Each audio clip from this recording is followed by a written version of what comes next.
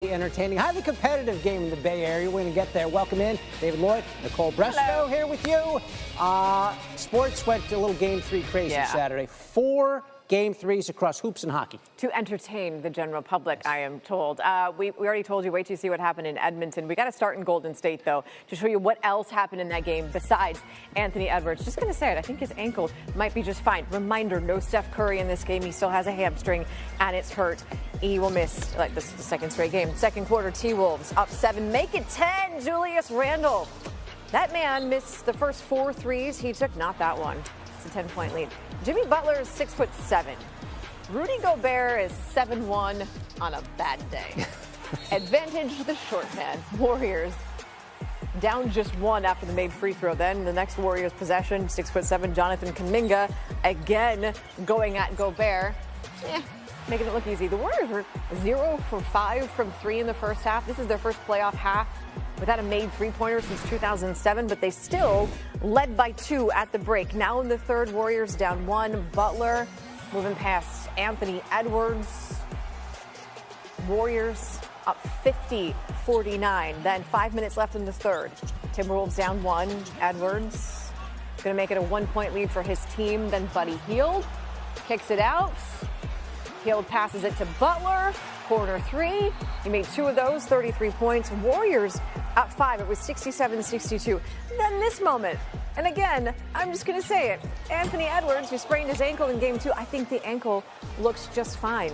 Kevon Looney, wrong end of a business decision, though he did try to back out at the very last second.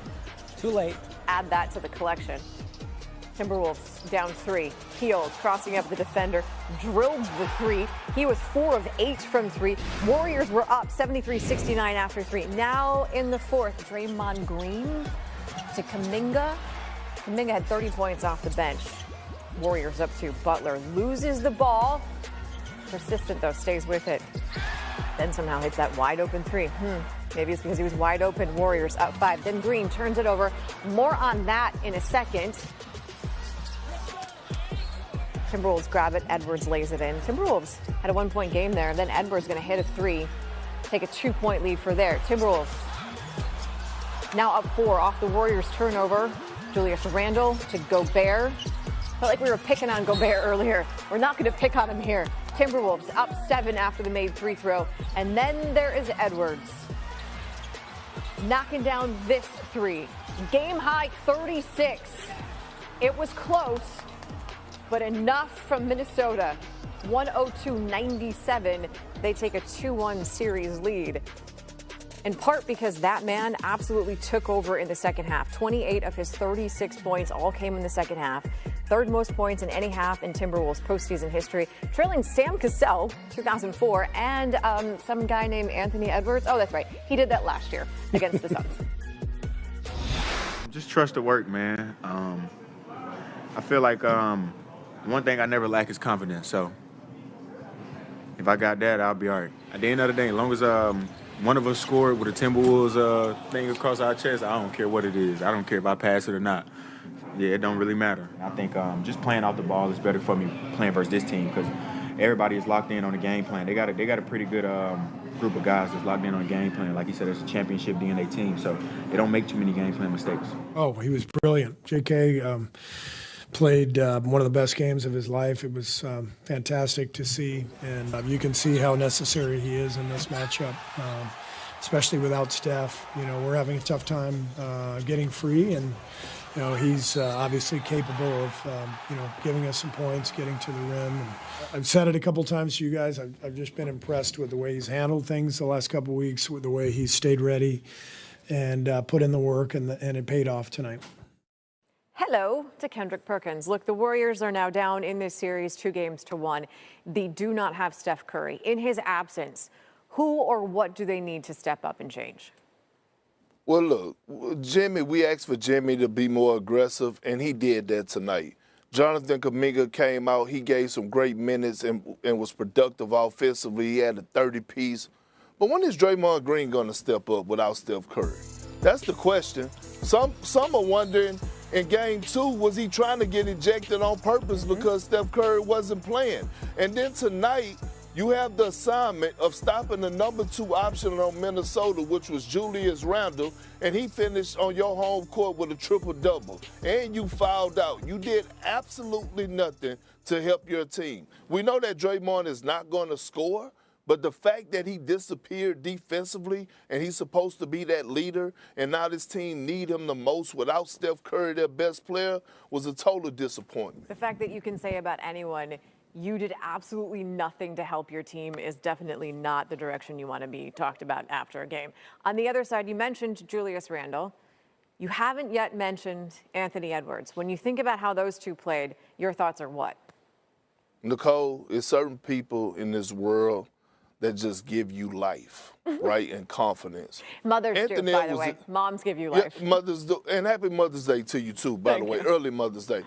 Anthony Edwards give people life. He give me life watching him through the television, right? And so I'm seeing Julius Randle play the best basketball of his career right now this postseason. I'm watching Anthony Edwards, who a lot of people had concerns about because he was struggling from the field, turn it up a whole nother level. Didn't come out in the fourth quarter, completely took this game over and matched Jimmy Butler energy and more from inside out. Julius Randle and Anthony Edwards playing the way that they're playing right now as a duo, not only are they going to win this series, but they have a legit chance at going to the NBA Finals. Ooh, they win this series in how many games? Oh, 6 minimum. Got it. All right, that's Kendrick Perkins. Big, bold comments out of you. Mm-hmm. Pick out Unc and Ocho. Ocho, as I mentioned earlier, the Wolves go on the road, take down the Golden State Warriors, 102-97, go up and snatch home court back, 2-1. It took an outstanding game from Julius Randle, a triple-double, 24 points, 12 assists, 10 rebounds. He also, for good measure, had 3 steals. But Ant-Man took over the second half. He had 15 big points in the third, 13 big points in the fourth, and Jaden McDaniels came along in the third quarter. He was 1-1 from the 3, 2-2 from the free throw line. Big points for him, and they go on the road, and they get home court back and take a 2-1 series lead. Now, Jimmy Butler was having an outstanding game. He had 33 points with about 8.5 minutes to go, and he didn't score another point. He was gassed, Ocho. He played 43 big minutes. He played Ant-Man played 44. Ant-Man might have played the entire second half because he normally gets a break at the fourth quarter at the intermission, so he plays the whole third quarter and normally starts on the bench in the fourth quarter. But Chris Finch like, nah, bro, you got to suck it up. And plus, you're only 22, 23 years old. I think he might be 24. But you got to go. And he went, and he did what he was supposed to do, what a superstar is supposed to do, find ways. He got aggressive, got to the line, and, man, that hammer dunk that he put on Kevon Looney, it got him going, it got this team going, and they snatched back home court 102-97 from the Golden State Warriors. Ocho, watching this game, how it shaped up, I thought the Warriors were going to win this game without Steph Curry. Like, okay, now they got some breathing room, let him relax, and so now we probably not going to even think about bringing it back to maybe game 5, game 6. Now, what do you like about what you saw from the T-Wolves? I mean, for the Wolves, obviously being on the road, Julius Randle cut a fool, Unc. He cut a fool with understanding how important this game was for him and being able to contribute in helping Anthony Edwards and the rest of the team collectively and making sure he does what he needs to do in getting his shots and being efficient. The face of the league, he showed up tonight. The face of the league, I'm going to say it one more time. The face of the league showed up tonight. He had 36. He got to his spots. He managed the game very well in his shot selection and went to shoot the 3. When he put the ball on the floor, Unc, and he got to the hole, he drew fouls and did what he needed to do. I like the way Anthony played very aggressive tonight. And they're gonna continue to need him playing the way he played tonight, along with Julius Randle, for them to have a chance, especially once Steph comes back, especially with the way Jimmy Butler played tonight. Once Steph comes back, game 4 or 5, you think? Nah, he's not going to be evaluated until right before game 5. So he's out at least game 4 for sure. We know for certain. You think for certain he's out game 4? I don't know. For some reason, he's out. They're not going to reevaluate him until Game 5. So yes, he's out for Game 4. He's not going to. They're going to reevaluate him. Even in the process of reevaluating him, there's no guarantee that he's playing Game 5.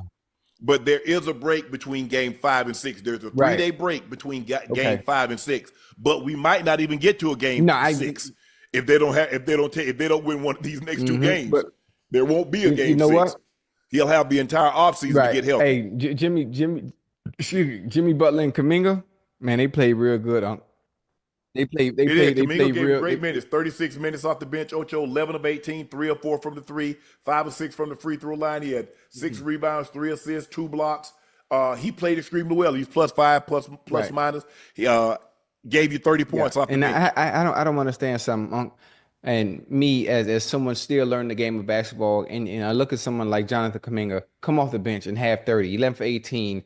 He has 6 rebounds, and 3 assists. He was +5, which was best among the Warriors. And you look back, and I'm trying to understand and wrap my head around how Steve Kerr wasn't playing him. I just don't get it, especially when you get this kind of production. I don't understand it. Well, hell, if he's getting that kind of production, he'd have been starting. But that's the problem. He's up and down. But I think the main thing is, Ocho, he doesn't leave him in long enough because, look, this is a veteran ball club. And so these guys are used to playing together. They know how to play the game. Draymond, especially Draymond and Steph. And so when you're on a veteran ball club and you're a young player, they don't make excuses for you making mistakes as you being young. Understand what you're supposed to do. Do it at a very high and efficient level, or you're going to sit down. What's the saying? Cut off my nose. Cut off your nose despite your face. Yeah, I mean that's listen. When you have a player like that that's putting up numbers like that, even with the inconsistencies and knowing what he can do when he is consistent and when he is on and give you games like this, even though it was in a losing effort, you want that, especially with Steph being out. You want that on the goddamn court. But listen. The only way they're gonna have a chance is they're gonna have to have a 3-headed monster, especially from a scoring perspective for the Warriors. It got to be Jimmy Butler. He got to score a will, and especially in I don't want to say garbage time. That's more of a football phrase, but towards the end of games, he can't gas out like that because the scoring has to come from somewhere. If it's not you, it got to be Kuminga. If it's not Kuminga, it got to be Buddy Hield.